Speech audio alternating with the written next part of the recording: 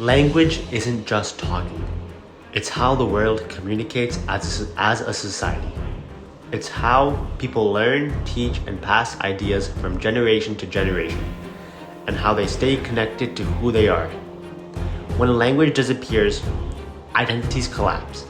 That's why so many Indigenous communities across Canada are trying to keep their languages alive. Before Europeans showed up, there were over 70 Indigenous languages spoken across Canada. These languages weren't random.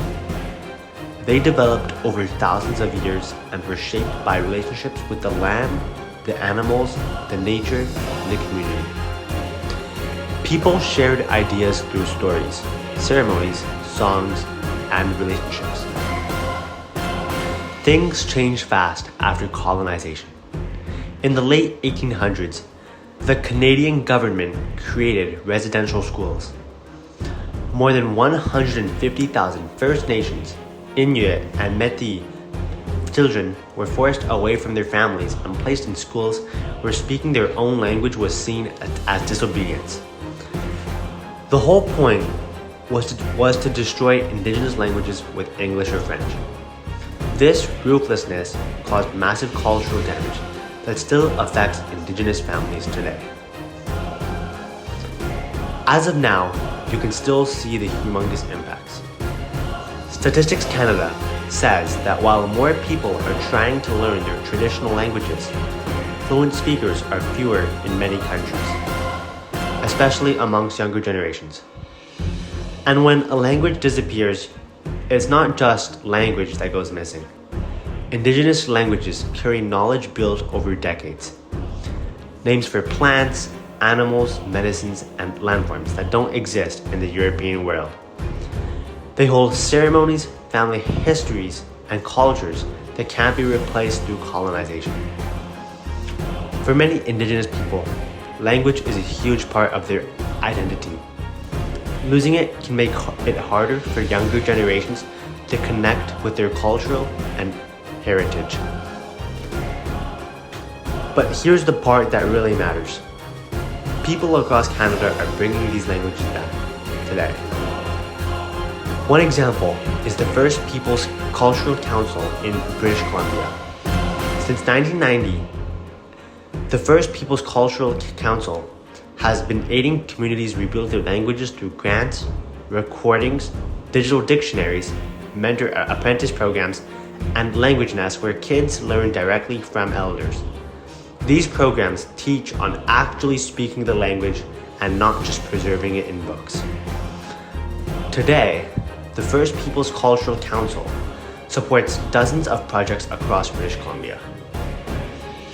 Another example is the Chief Adam School in the Secwepemc Nation. It started in 1991 and teaches kids in Secwepemc through full immersion, math, science, daily communication, and everything. Students hear and speak the language all day, which creates new fluent speakers. This school is known internationally for how successful it's been.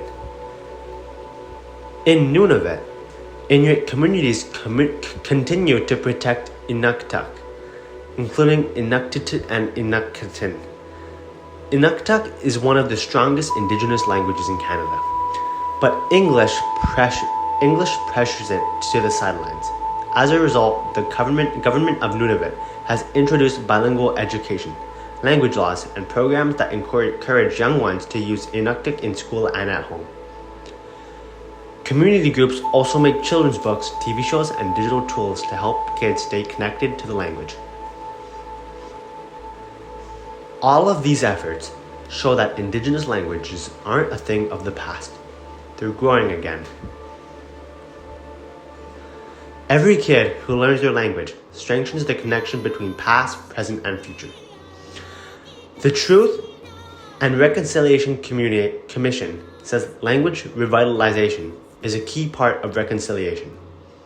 Protecting Indigenous languages helps restore cultures that were diminishing and recognizes how important Indigenous knowledge is in Canada.